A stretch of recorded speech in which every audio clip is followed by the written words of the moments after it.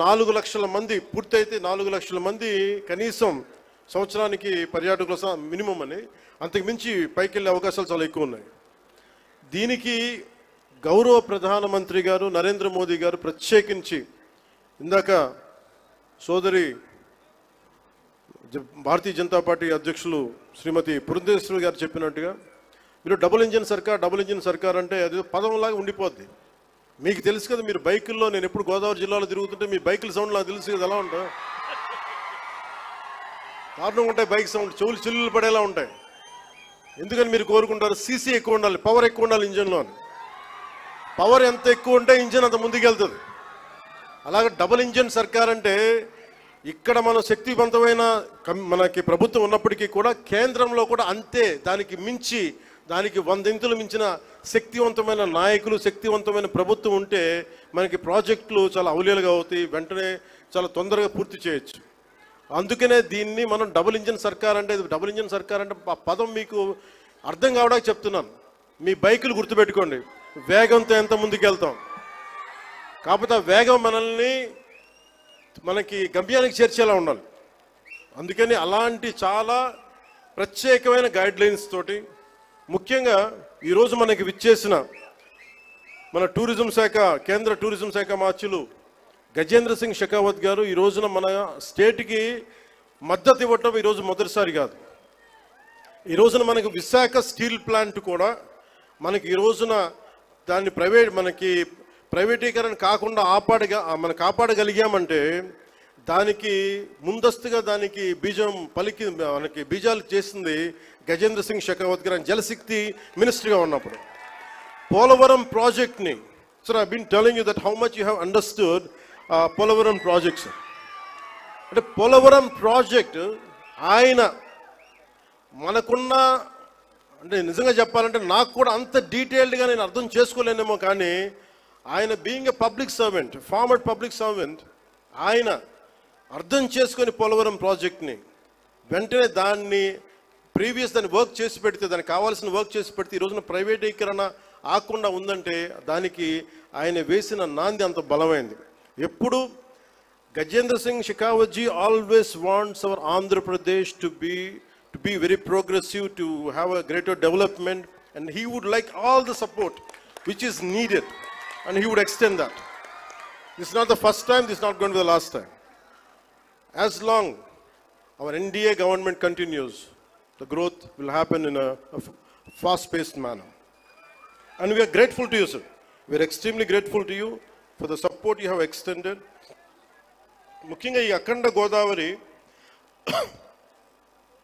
ఈ హ్యావ్లాక్ బ్రిడ్జ్లో కానీ ఇదే రివర్ ఫ్రంట్ అని చెప్తా ఉన్నాం మనం. ప్రత్యేకించి మనకి 974 కిలోమీటర్ల కోస్తా తీరం, కృష్ణా నదీ తీరం, గోదావరి, ఇంకా మన తూర్పు గోదావరి, మన ఆంధ్రాకి వెళ్తే అనేక చిన్న చిన్న నదులు, నాగావళి, వంశధార, ఇట్లాంటి అన్నింటిలో కూడా ఎప్పుడు నదీ పరివాహక ప్రాంతాల్లో ఎక్కువ మనకి రివర్ ఫ్రంట్ ఉంటుంది. అంటే మనం ఒడ్డును కూర్చొని చూడగలిగే పారుతుంటే దాన్ని మిగతా దేశాలు విపరీతమైన టూరిజం డెవలప్ చేస్తారు. మనకి నదులు అనేవి మనం ఎలా చూస్తామంటే విదేశాల్లో కేవలం అక్కడ కూర్చోబెట్టి రెస్టారెంట్స్ లేదంటే ఇవి పెడతారు.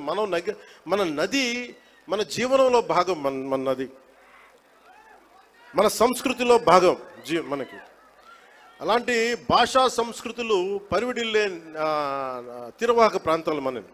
అందుకని వీటిని ముఖ్యంగా మనం కూర్చున్న పుష్కర్ ఘాట్లు డెవలప్ చేయడంతో పాటు ముఖ్యంగా మన కళలు, వీటి మొత్తం చూస్తే దాదాపు అక్కడ మనకున్న షాప్స్ పెట్టడం కానీ, మన సంస్కృతికి సంబంధించిన షాప్స్ కానీ ఇవన్నీ పెట్టడానికి చాలా బలమైన ప్రణాళిక చేశారు. ఇది మీకు ఇన్ డీటెయిల్ మీకు తెలుస్తూ ఉంటుంది.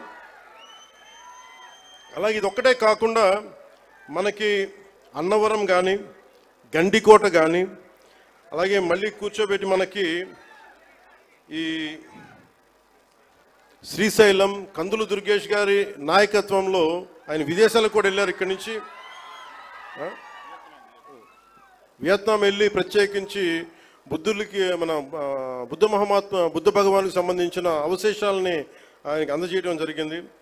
ఇలాంటి వాటన్నిటికీ అంటే మన టార్గెట్ ఏంటంటే ఆయన ఆధ్వర్యంలో ఈ 4 ఏళ్ల కాలంలో కేంద్ర రాష్ట్ర ప్రభుత్వాల ఉమ్మడి సహకారంతో 2035 నాటికి 35 లక్షల పర్యాటకులను అఖండ గోదావరి ప్రాజెక్టు ఆకర్షించేలాగా, అలాగే రాష్ట్ర వ్యాప్తంగా ఉన్న పర్యాటక కేంద్రాలకు పునర్జీవం పోసేలాగా గౌరవ ప్రధానమంత్రి శ్రీ నరేంద్ర మోదీ గారి సహకారం, గౌరవ ముఖ్యమంత్రి శ్రీ నారా చంద్రబాబు గారి నాయకత్వం, అలాగే పర్యాటక రంగాన్ని అద్భుతంగా తీర్చిదిద్దాలి అన్న ఆలోచనతో ఉన్న మన నేలబిడ్డ కందుల దుర్గేష్ గారు, వారి సారథ్యంలో రాష్ట్ర పర్యాటక రంగం ముందుకు పోతుందని తెలియజేస్తూ, అలాగే మన రాజమండ్రి ఎంపీగా మన భారతీయ జనతా పార్టీ అధ్యక్షులు సోదరీమణులు మనకి ఆవిడ సహకారం ఇవ్వకపోతే, ఆవిడ దీన్ని ముందుండి తీసుకెళ్ళకపోతే మటుకు దీన్ని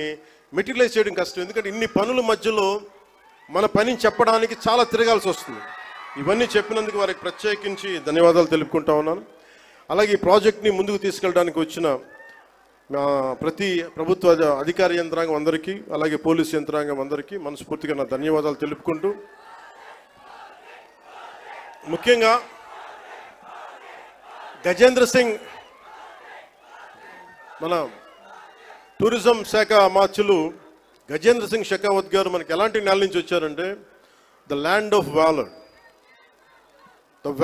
the land of heroism, the land of వీరత, అంటే వీరులు పుట్టిన నేల నుంచి వచ్చారు. రాజస్థాన్, ఒక రాణా ప్రతాప్, ఒక దుర్గాదాస్ రాథోడ్, వీళ్ళు పుట్టిన నేల నుంచి గజేంద్ర సింగ్ షెకావత్ గారు వచ్చారు. అందుకే ఆ పౌరుషం ఉన్న నేల, ఆంధ్రుల పౌరుషం ఉన్న నేలని స్వభావాన్ని అర్థం చేసుకోగలరు. అందుకని మీ అందరికీ మరోమారు వారికి ధన్యవాదాలు తెలుపుకుంటూ, wholeheartedly thank you sir, honourable minister Shri Gajendra Singh Shekhawat ji, and we're grateful to you for extending your support, and we're truly grateful to Honorable PM Sri Narendra Modi ji and all the central leadership. Thank you. Jai Bharat, Jai Hind. Now I request our Union Tourism and Culture